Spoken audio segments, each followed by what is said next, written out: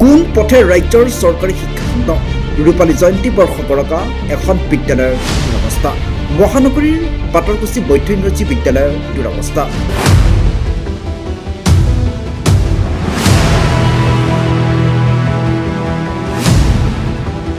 পানীৰ তলত পাটৰকুছি মধ্য ইংৰাজী বিদ্যালয় পানীৰ ফলত বিদ্যালয়ৰ প্ৰায় কেইবাটাও শ্ৰেণীকোঠা বন্ধ কৰি ৰাখিব লগা হৈছে উপস্থিত বেলতলা ছাত্ৰ সন্থাৰ সহযাত্ৰী দলৰ প্ৰতিনিধি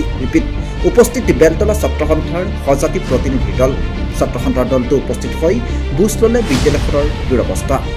বিদ্যালয়খন ঠিক কৰি দিবলৈ চৰকাৰক আহ্বান জনাই প্ৰধান শিক্ষয়িত্ৰীগৰাকীয়ে আজি 4 বছৰমানৰ পৰা আচলতে আমি পানীত ভুগি আছোঁ বস্তুটো আমি ওপৰত জনাইছোঁ যদিও আমি তেনেকুৱা এটা একো সঁহাৰি পোৱা নাই এতিয়ালৈকে হয়তো পাম আৰু বুলি আশা কৰিছোঁ আমাৰ এতিয়া স্কুলৰ ব্লক আমাৰ দুটা LP ME আগতে LP যিখন সেইখন আমাৰ লগত কম্বাইনশ্যন 17 চনতে হৈছে গতিকে আমাৰ দুটা ব্লক এতিয়া এনেকুৱা হৈছে মানে দুটা ব্লকতে আমাৰ পানী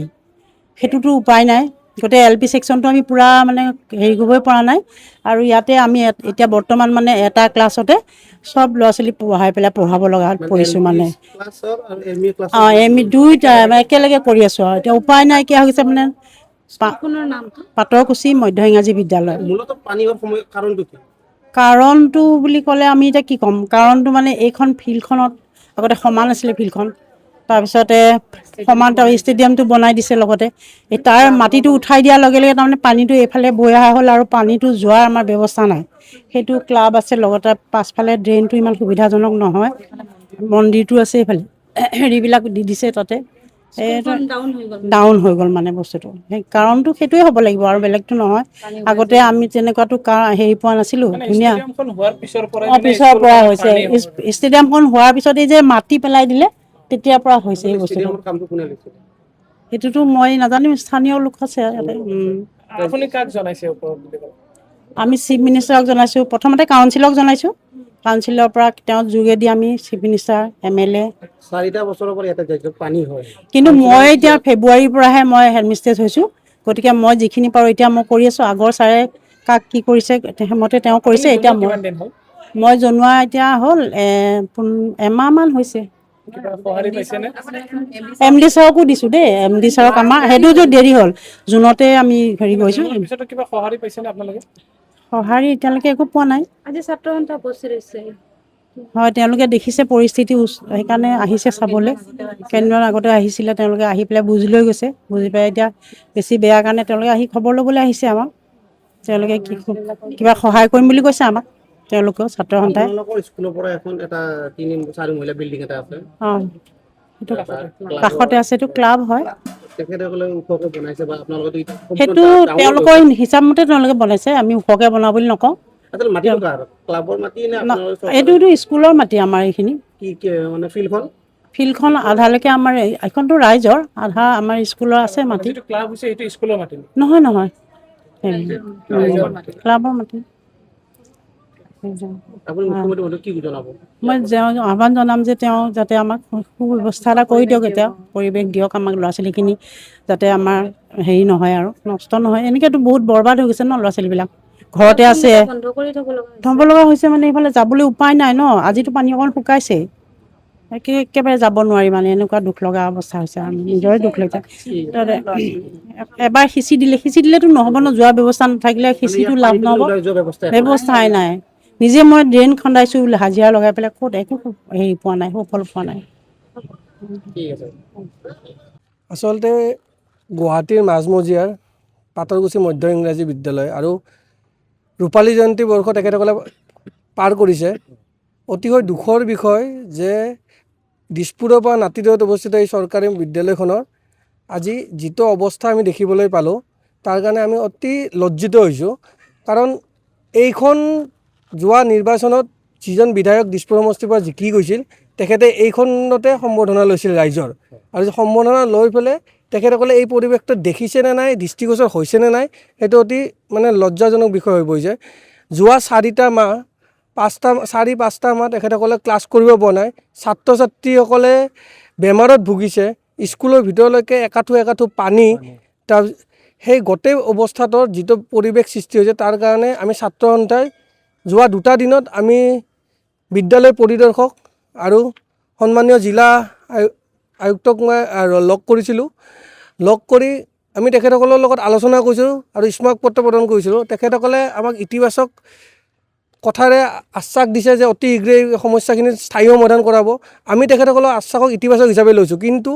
আমি এটা কথা স্পষ্ট কৰিব বিচাৰিছোঁ আজি সংবাদ মাধ্যমৰ জৰিয়তে, তেখেতসকলে যি আশ্বাস দিছে সেই আশ্বাসবিলাক যাতে কাগজতে লিপিবদ্ধ হৈ নাথাকে, হাতে কামে কৰি দেখায়। আৰু যদি হাতে কামে কৰি নেদেখায়, আমাৰ এই গোটেই যিটো আৰম্ভণি হৈছে এই আৰম্ভণিটো কিন্তু পিছলৈকে গণতান্ত্ৰিক আন্দোলনকে পৰ্যবেক্ষক হ'ব। কাৰণ এটা কথা আমি দেখিবলৈ পাইছোঁ, কিছুমান কাম আমি এখন স্মাৰক পত্ৰ দিম তাতে সীমাবদ্ধ হৈ থাকে, কিন্তু এইটো কথা এনেকুৱা নহয়। এইবাৰ যাতে এইটো কাম এনেকুৱা নহয় যে হাতে কামে স্থায়ীভাৱে একদম আধুনিক প্ৰযুক্তিত তেখেতসকলে এই স্কুলখন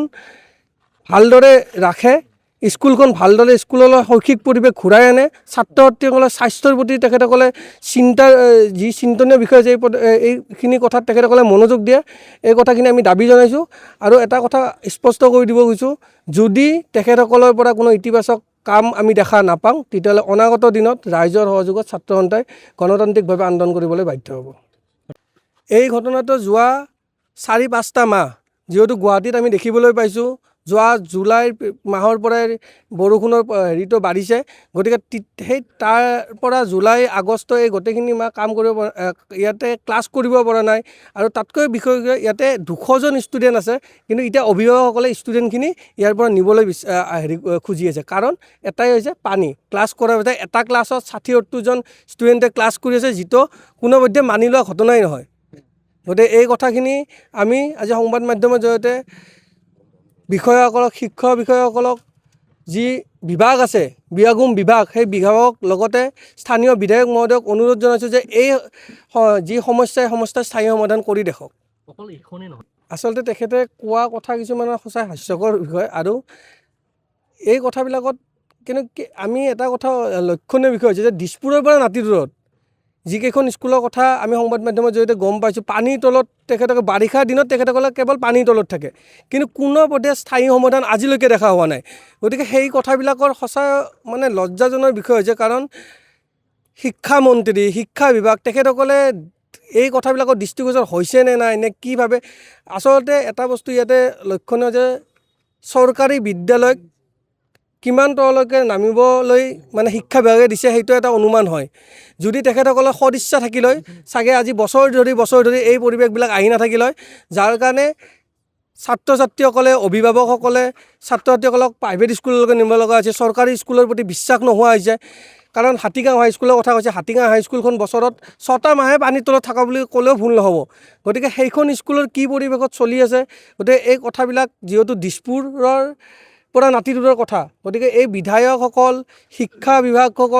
বিভাগৰ যি উচ্চপদস্থ বিষয়া আছে তেখেতসকলে কিয় চকু মোজা খুলি ভাও ধৰিছে, সেইটো সেই কথাবিলাকৰ ৰাইজৰ প্ৰশ্নবোধক চিন হৈছে। গতিকে আমি সেইকাৰণে এটা কথা স্পষ্ট কৰি দিব খুজিছোঁ যে এই সমস্যাবিলাকৰ স্থায়ী সমাধান কৰক। স্থায়ী সমাধান কৰি আপোনালোকে দেখাওক যে শিক্ষা বিভাগৰ জৰিয়তে চৰকাৰী বিদ্যালয়ৰ আপোনালোকে উন্নতি বিচাৰে। গুৱাহাটীৰ পৰা আজাহাৰ আলী ৰিপৰ্ট, NV Live।